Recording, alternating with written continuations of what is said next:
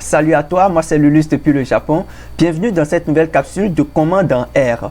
Aujourd'hui, on parle des mesures d'association et tout particulièrement du V de Cramer. Si tu es prêt à taper ton clavier et rentrons dans le studio.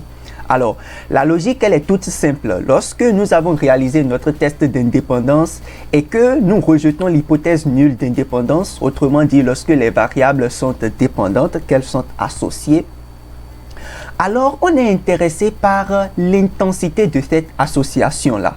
Et lorsque les variables sont qualitatives, on utilise les mesures d'association. Lorsqu'elles sont quantitatives, on va utiliser le coefficient de corrélation. Mais dans cette capsule, on va parler de la première des variables qualitatives, donc des mesures d'association. Et pour illustrer tout ceci, je vais utiliser quelques 2 ou 3 petits exemples et puis ça va bien se passer. Alors, regarde avec moi. Tu vas créer ton premier tableau. Tu écris matrix, C, et puis là, on va écrire 41, 24, 74 et 81. Et on va écrire le nombre de colonnes à 2, by row, égale true. Voilà. Bon, on va écrire le nom des colonnes. Donc, je fais call names tableau 1. Et puis, bon, enfin, de quoi est-ce qu'il s'agit ici? On a observé des plantes, hein, et puis on veut regarder si la forme de la feuille est dépendante du type de la fleur. Ça y est, on veut regarder si la forme de la feuille est dépendante du type de la fleur qu'on a obtenu. Autrement dit, on veut aussi savoir si est-ce que lorsqu'on regarde le type de la fleur, on peut prédire la forme que la feuille aura, ou bien lorsqu'on regarde la forme de la feuille, on peut déjà savoir quel est le type de fleur qu'on aura. Bon, c'est un peu ça et on veut voir la dépendance. Donc, on va écrire dans les colonnes fleurs simples, les fleurs simples, et on va écrire fleurs doubles. Ça, c'est pour les colonnes, et on va écrire row names. On fait tableau 1, tu fais ça comme moi, hein. Et puis tu vas écrire ici feuille non dentée et feuille dentée. Voilà, feuille dentée. Et on peut regarder notre tableau 1. Donc on a les fleurs simples, les fleurs doubles, les feuilles dentées et les feuilles non dentées. Bon, on peut regarder aussi les marges, hein. On peut faire add margins et regarder les marges comme on l'a fait dans la capsule passée. Donc on fait tableau 1. Tableau 1, on ajoute les marges, donc 220 au total. Ça y est. Et puis voilà. Donc la première question qu'on va se poser, je vais écrire ça ici. La première question qu'on va se poser, c'est est-ce que la forme de la feuille est indépendante? Est-ce que la forme de la feuille est indépendante du type, je vais à la ligne, de la fleur? Du type de la fleur. Bon, c'est la première question qu'on va se poser, hein. Est-ce qu'on veut savoir s'il y a indépendance entre la forme de la feuille et le type de la fleur? Donc, notre hypothèse nulle, H0, c'est l'hypothèse d'indépendance. Et notre hypothèse alternative, H1, HA, que je vais appeler HA, je vais écrire un grand H, hein. HA, c'est l'hypothèse de la dépendance. Ça y est.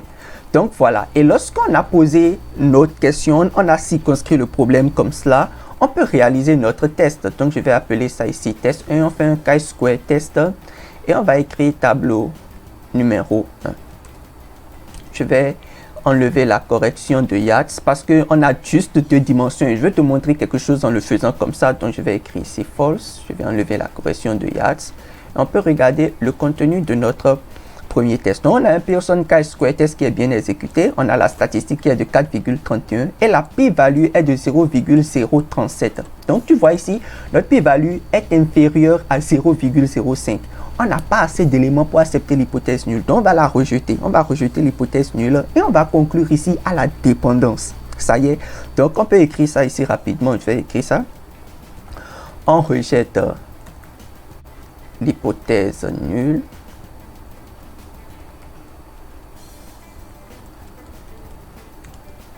Et on conclut tu vois, on conclut à la dépendance.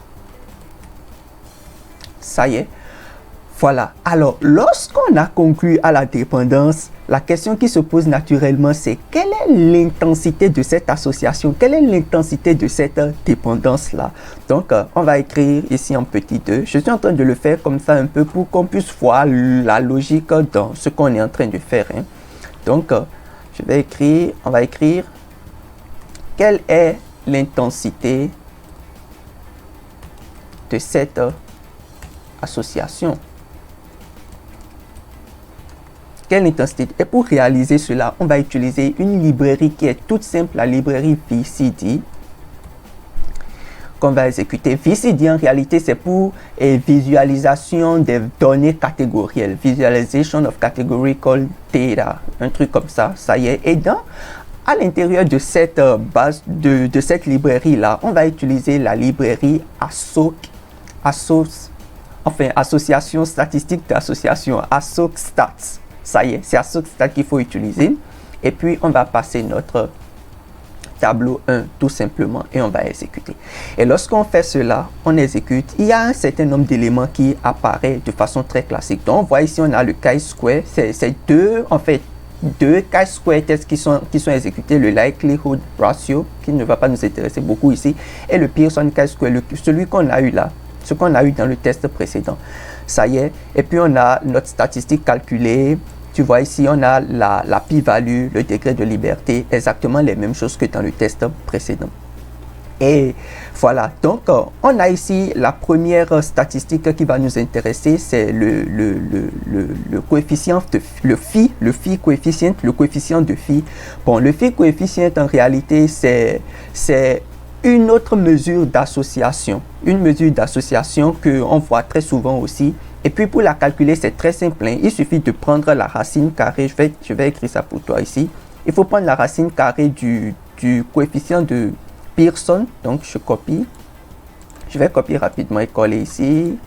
Attention, je copie. Voilà, et je colle ici. J'aime pas trop copier-coller. Hein. Et on prend cette racine carrée là qu'on divise simplement par la taille de l'échantillon. Donc ici, ça fait 220. Donc si je fais diviser par 220 et j'exécute, tu vas voir qu'on aura 0,1400. C'est la statistique qui est là. Ça y est. Donc pour calculer le coefficient phi, on prend la racine carrée du coefficient calculé de Pearson, ça est le coefficient calculé du chi-square là, le chi-square de Pearson là, qu'on divise simplement par la taille de l'échantillon et puis on obtient le résultat. Bon, et après on a le contingency coefficient, ce coefficient là qui fait presque la même chose que le V de Cramer. Ça y est, le V de Cramer qui est très intéressant. Et donc, et ce que je voudrais que tu remarques déjà ici, c'est que dans R, le coefficient phi n'est calculé que lorsque nous avons deux lignes et deux colonnes. Dans R, le coefficient phi n'est calculé que lorsque nous avons deux lignes et deux colonnes. Il ne faut pas oublier ça. Quand tu as plus de deux lignes ou bien quand tu as plus de deux colonnes, quand ça dépasse les deux, il ne calcule pas le coefficient phi, mais il nous calcule toujours le V de Cramer. C'est pourquoi le V de Cramer est, enfin, ça va être notre 4 as quoi, notre as quoi, tu es d'accord? Donc voilà. Et pour calculer le V de Cramer, c'est tout simple, hein. Il faut prendre la racine carrée du coefficient calculé de Pearson. Ça y est, je copie et je colle là. Ça y est. Mais au dénominateur, il faut faire attention. Au dénominateur, tu regardes le nombre de colonnes que tu as et le nombre de lignes. Ça y est, le nombre de colonnes et le nombre de lignes. Et tu regardes le plus petit parmi les deux. La plus petite dimension parmi les deux. Et c'est cette petite dimension que tu prends et tu fais moins 1. Donc ici, par exemple, dans notre cas, on a deux lignes et deux colonnes, n'est-ce pas? Deux lignes et deux colonnes. Donc dans tous les cas, on ne peut prendre que 2 ici. Et on va faire 2 moins 1. Si je fais 2 moins 1, ça fait 1. Et je vais prendre la taille de l'échantillon maintenant que je vais multiplier par ce nombre que j'ai obtenu là. Donc, si je fais 220 fois 2 moins 1, qui est égal à 1, tu vois, et j'exécute, on aura la même chose. C'est pour ça que lorsque nous sommes dans un tableau de 2, c'est 2 lignes, 2 colonnes, le coefficient de phi est toujours la même chose que le V de Cramer. On est d'accord? Et donc, c'est comme ça que tu obtiens ces coefficients-là. Et maintenant, pour les interpréter, ici, on a 0,14. Enfin, le V de Cramer est souvent donné en valeur absolue ici dans R. Hein, et puis, c'est une valeur qui est située donc entre 0 et 1. Et on va souhaiter que ce soit plus proche de 1. Donc, quand c'est proche de 1, plus l'intensité est élevée, est forte. On est d'accord?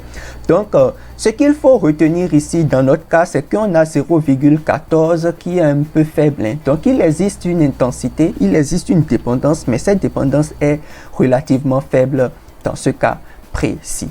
On est d'accord? Alors, je vais te montrer, on va prendre un autre cas, ça y est, avec une plus grande dimension, et puis tu vas voir comment ça va se passer dans ce cas-là. Alors, on va faire, tu fais tableau, fais avec moi tableau, et on va écrire matrice, et dans ce cas, on va faire 42, 17, 64, on va prendre 23, 28 et 56. Ça y est, donc le nombre de colonnes ici, c'est 3. Attention, 3, et on fait by row. On va faire true. Et on exécute. Donc, ce qu'on veut essentiellement voir ici, c'est une solution lactée qu'on a, ça y est, et on a utilisé 2 ferments pour fermenter, pour pouvoir bien faire la solution lactée. On veut regarder s'il y a une dépendance entre la qualité de la solution et puis les ferments qu'on a utilisés. On veut voir s'il y a une dépendance. En d'autres termes, on veut voir si lorsque on a, avec une certaine qualité, est-ce qu'on peut prédire que c'est tel ferment qu'on a utilisé ou tel autre, ou encore lorsqu'on a tel ferment, on peut dire quelle est la qualité. En réalité, quand on parle d'association de dépendance, là, c'est de ça qu'il s'agit. Hein. Est-ce que l'une des variables peut prédire l'autre variable, ou encore est-ce que l'autre peut prédire l'une? Ça y est, c'est ça en réalité, ce qu'il faut garder de la chose. Donc, on va écrire call names, on va écrire tableau 2. Et ici, donc, ce sera les qualités. Tu écris moyenne, qualité moyenne, bonne, on va écrire bonne, et puis on va écrire très bonne qualité. Ça y est, et pour les rows, on fait tableau 2, et là, ça va être ferment numéro 1 et ferment numéro 2, voilà.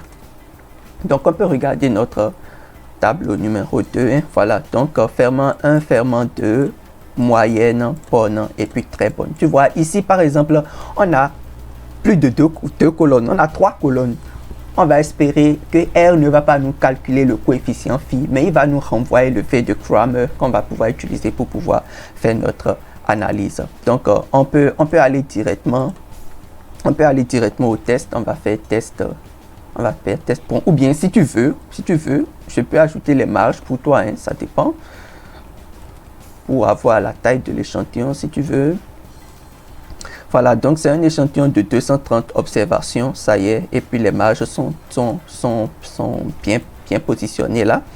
Mais ce que tu dois garder à l'esprit, c'est que lorsque tu es en train d'exécuter le test de Pearson, il ne faut pas utiliser le tableau avec les marges. Hein. Il faut utiliser le tableau sans les marges. Donc, je vais faire chi-square test tableau 2.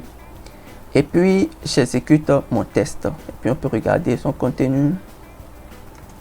Voilà, donc on a un chi-square calculé qui est de 7,70. Notre pi-value ici est de 0,021. Elle est inférieure à 0,05. Donc, on rejette l'hypothèse nulle et on conclut dans ce cas qu'il y a dépendance entre la qualité de la solution lactée et le ferment qui a été utilisé. Il y a une dépendance. Maintenant, la question qu'on va se poser, quelle est l'intensité de cette association-là? Quelle est l'intensité de cette association?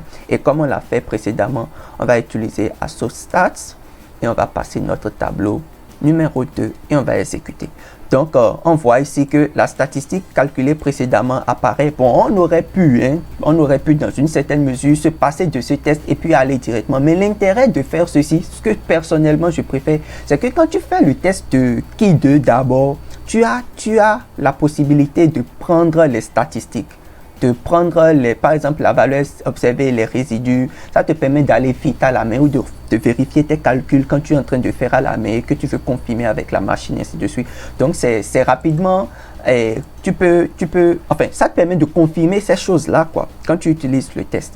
Et puis, donc, revenant ici, on voit qu'on n'aura pas le coefficient phi et on a notre V de Cramer qui est calculé comme précédemment et on l'a qui est à 0,18 ici. Il est encore relativement faible. On dira ici qu'il y a association, mais que cette association est, à mon avis, encore un peu très faible parce qu'elle n'est pas plus de 0,50.